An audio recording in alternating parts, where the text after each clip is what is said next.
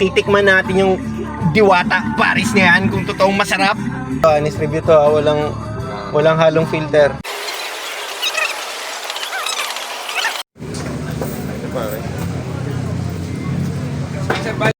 Ito na pala yun. Bakit? Paris overload, mga mga. Pwede na, mahal na yung Paris guys. Paris overload. Ano sasabi mo yun? Marap mo din mga. Hey, Diwata. Isa pa? Diwata Pares. Let's go, Diwata. Hey!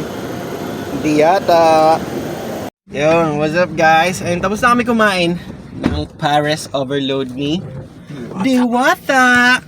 Eh, rate mo nga. Rate mo yung sa'yo. Mag-explain ka kung bakit yun ah. So, ang rate natin ngayon is 9/10. Uy, taas.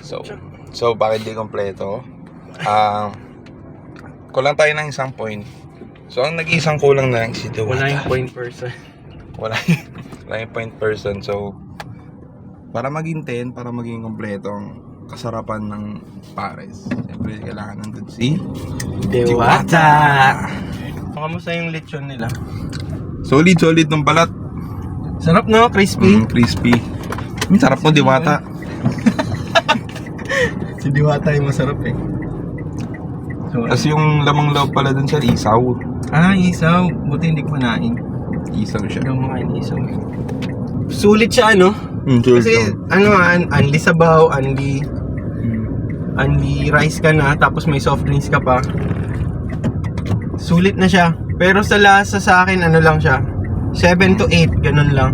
Kasi parang normal na Pares normal naman Pares siya. siya. Hindi ko nga alam ba't siya nag-hype ng sobra. Pero yun, para sa akin normal Pares siya. Pero ayun, nakakabusog. Magandang experience. So, sayang lang wala si Diwata kasi baka siya na yung pang 2 points, no? Siya ata yung nagpapasarap ng Pares eh. Pag nandun siya parang kompleto yung araw mo. Oo, kompleto yung araw mo.